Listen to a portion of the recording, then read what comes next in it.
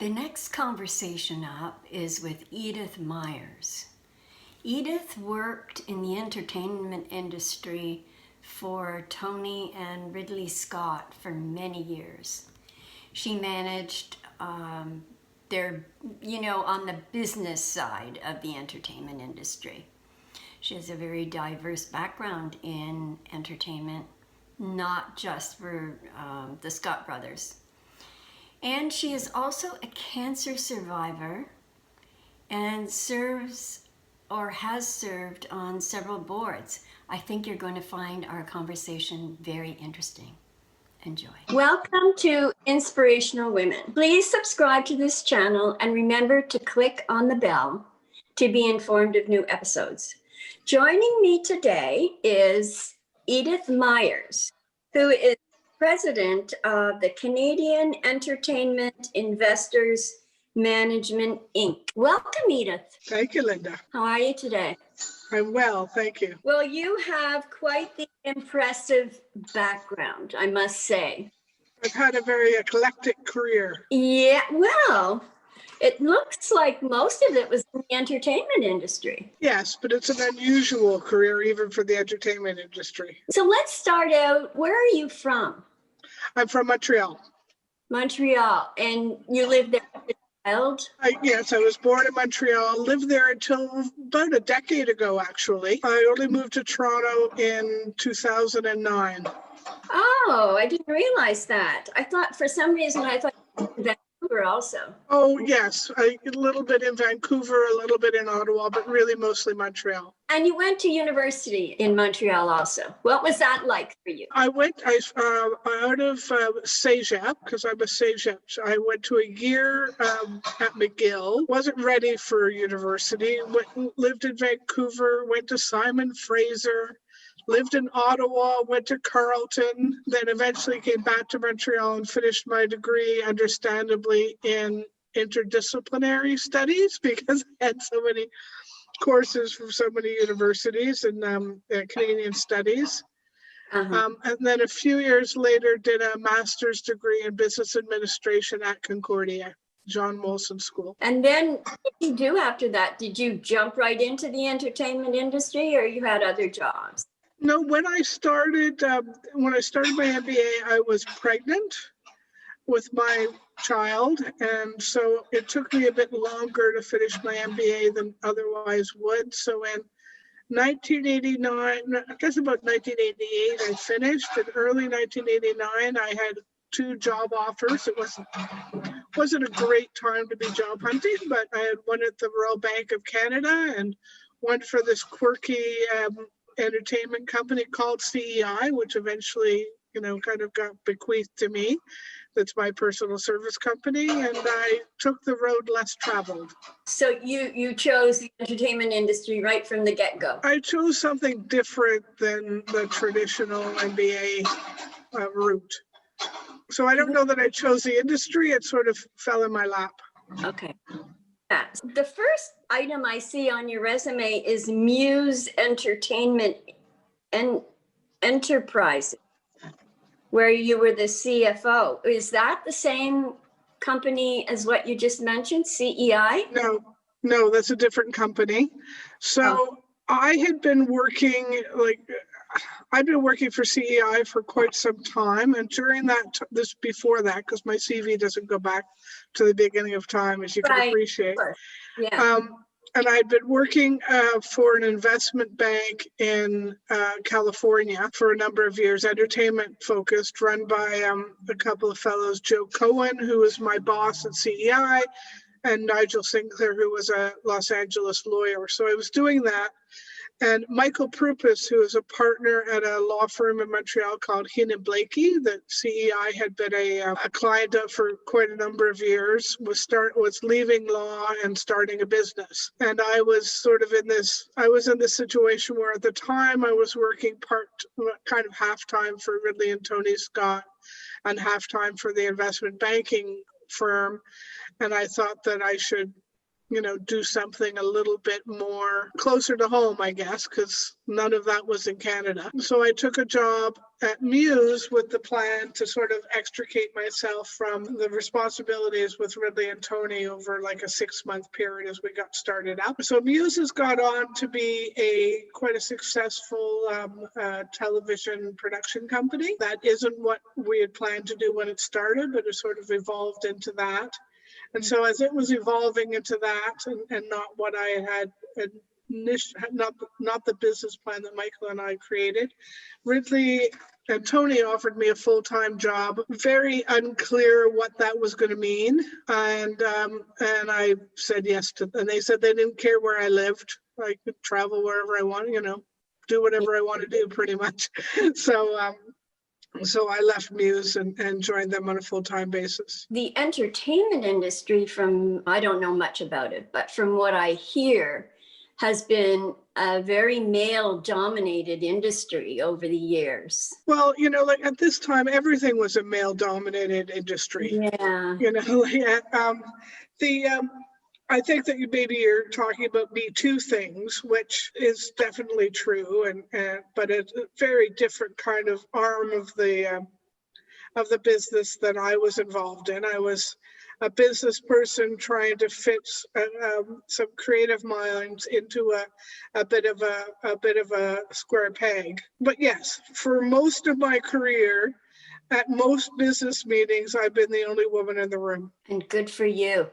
You have had to be a very strong business partner to be included. Yeah, I think so. I am. I have a strong personality, and there's no question about that. But I think that often with powerful men, being a woman can be an advantage, quite frankly. They're not as threatened, they don't get their testosterone up in the same way with a woman as they would with another man. If you are, I think, and I'm not suggesting in any way that women should bend or change, but I just think that in my case, I could be strong and less threatening to these, really very domineering and powerful men. Yeah, you would have to be. Yeah. And now often they are threatened by domineering and powerful women. Ridley and Tony, not at all. Their little tiny mother ruled them with an iron fist, I think. She was about 4 foot nothing. But no, you just have to look at Ridley's films, for example. Like Ridley directed Thelma and Louise, which is probably one of the most iconic feminist films ever made. I never felt that I was treated, I can't say I was, of course I was treated differently. I wasn't one of the boys, but at the same time, I think he felt that me being a woman was advantageous, not disadvantageous. When I hear the Scott brothers, Ridley and what was the other name? Tony Scott, I immediately think of Russell Crowe because he made so many movies with either one of them directing. Yeah. Well, no, I don't think that Tony ever directed Russell. Only Ridley did. Yeah, they have a good friendship that started in Gladiator. You say in your resume that you were negotiating contracts and that sort of thing. What sort of contracts? The entertainment industry, it's a very legal heavy industry, so that. Because part of the reason is that you're starting, you start a project, day one, and some of them in development we made a film called Domino that Tony directed that was in development for 30 years and went through various incarnations, and you have to keep track of all of that, and it has to be very well documented and clear that you have the rights to make the film.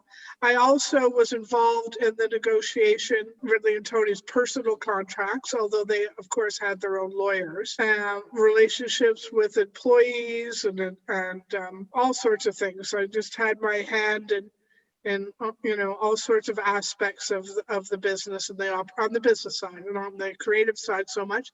Although I did, negotiate writers' agreements and rights, acquisition agreements and those sorts of things as well. A lot of my job was making sure that the home fires were kept managing, because Ridley and Tony, in addition to directing films, managed quite a number of quite large businesses. Ridley Scott Associates, RSA, was, and I think still is, one of the largest commercial production companies in the world, and it would have revenues of about in the millions, multi-millions of dollars. Those, staff in Toronto, in Los Angeles, and in New York for a time, and when I was there, and in London. So that business had to be, had to have eyes on it. The production company itself did productions that they weren't directly involved in, and some of those were independently financed versus studio financed films that needed a lot more attention than the studio films. They also owned Shepherd and Studios for a while, and then eventually merged that with Pinewood. They were owners of The Mill, which was a post-production house in London. So I was involved in all of those businesses. And how did you find living part-time in these various cities like London and Los Angeles, and being home? That must have been a juggling act. It was, of course, it definitely was a juggling act. But I had the advantage. A lot of people travel a lot in their businesses. I had the advantage of having a home office in each place. So, you sort of grabbed your computer. Even in those days, I was online, and grab your computer and get on a plane, and you sleep. And, for the most part, I would stay in the same hotels, so it's easier. For a while in Los Angeles, I had an apartment, and that was fine. So that made it easier. But yeah, there's no question. There was about 11 years I spent less time in Canada than I did elsewhere. And how did that impact your family life? Did they travel with you? Sometimes, but my son was young, but my husband had a job where he was at home, so he was in charge. I tried to, you tried to keep things a bit, not be away more than 10 days, at a time, and try to be very present when you are home, but it's hard. There's no question. Yes, I think that's the burden a lot of women face, trying to manage a career and a home life. Yeah, I think it's interesting. One of the things that I didn't observe, actually, my cousin, who was traveled even as much, if not more than I did, noticed that, his children didn't resent it nearly as much as my son did. Really? Oh, dear. So, yeah, that kind of stuff is, I think that, your children, as I think society expects you as a woman to be there more than they might expect the dads to be around. And I think that bills over onto the children. I used to get on an airplane. I'd be the only women in business class numerous times. Yeah. I don't think that happens anymore. People do have the advantage of working from home today, especially today during a pandemic. But yeah, I think that I'm still not convinced. I'm yet to be convinced that we could do this forever. You don't lose something by not having face-to-face relationships with people on a fairly regular basis. I think there's sacrifices that we make, most definitely. So it says, moving on here, it says that you went to CBS and developed projects for them. I didn't go to CBS. We had a Scott Free. I started the television division of Scott Free. Yeah, so a fellow named David Zucker, who's still there, I brought in to start up a television division, and it's been enormously successful, I'm pleased to say. Yes. It's probably one of the leading television producers in the United States now, and produces such wonderful shows. These days, like The Good Wife, which is one of my favorite, and The Good Fight, and Raised by Wolves was just on. And anyway, they do some really wonderful television. And so initially we had an agreement with CBS so that they would bring us film projects. We would bring them, and we produced Numbers and The Good Wife for them when I was still there. I loved that show. It was great. With it off the air. So Pinewood Studios in Toronto, you were hired to revive the studio. What was going on there? Well, the studio was newly built. It didn't have any clients. Management team wasn't up to it. A group of people bought it and hired me to run it, and which I did for a couple of years. I left. I got breast cancer at that point. I left, but by the time I left, I brought in the two largest films that Toronto's ever seen, and I'm very happy to see that the studio is thriving. And it says here somewhere that, was this the time that you met the Queen when you were? Oh yeah, I met the Queen. Yes, I met the Queen. At Pinewood Studios. That was lots of fun. That was what an incredible woman. Yeah, she certainly is. Her and her family have withstood a lot in the last few years. Yes, they have. Yeah. Now, so we entertained. We had.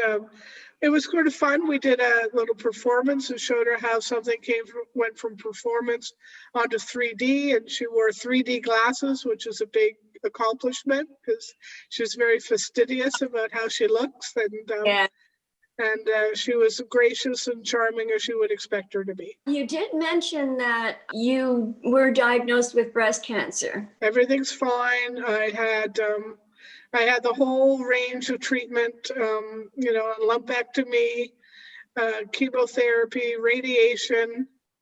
And frankly, after that, I didn't really want to have a buck stops here business situation anymore.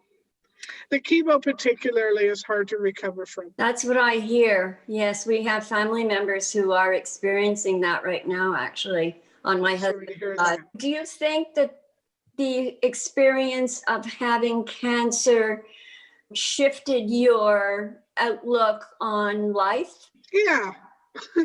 Well, life is a big term, but certainly it shifted my outlook on my work life. I didn't want to have the responsibility of, I think one of the most difficult responsibilities when you're running a business is to the employees that you work with or that work for you. And that's, I didn't want to have that for a while, or again, I don't know if life's not over yet. I may work on some productions and then you sort of have a quasi relationship. So I haven't looked for the buck stops here type businesses to work for. Yeah, I don't blame you. And you're lucky to be in a position that that's right. I wasn't young when this all happened.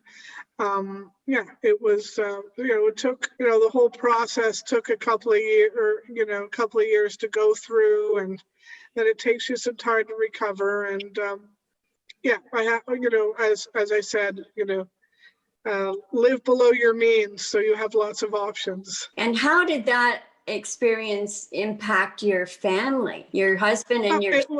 It was difficult for my husband. You may remember, Linda, that his mother died of breast cancer at a very young age, and that was a terrible thing. So that was difficult for him. But I think we've got through it, and my son was 20-something at the time.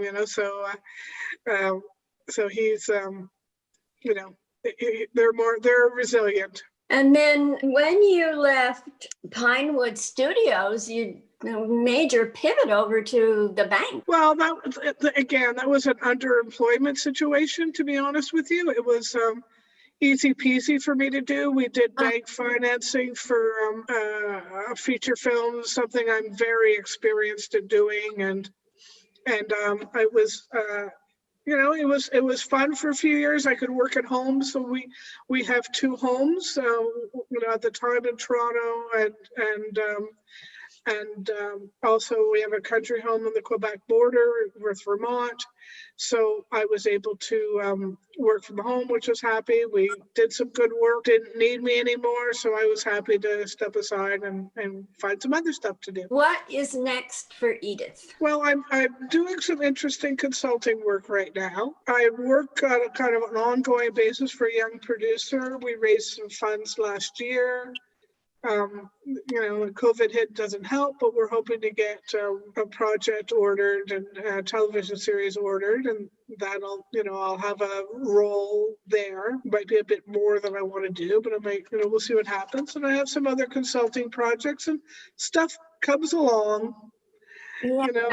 You have so many contacts. You're so well known that, of course, people would just go to you for whatever their entertainment needs are.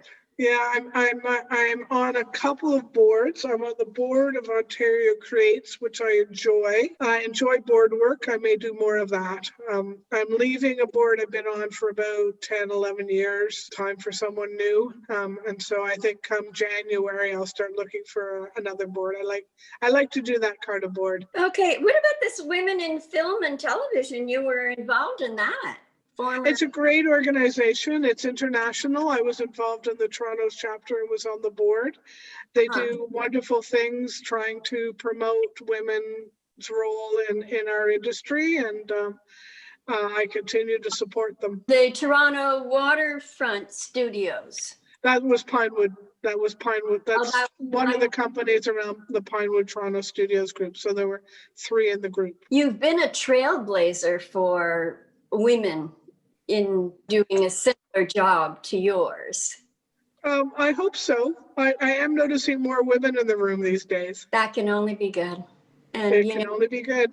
Yes, it can only be good. And it's thanks to people like you who have stepped forward first.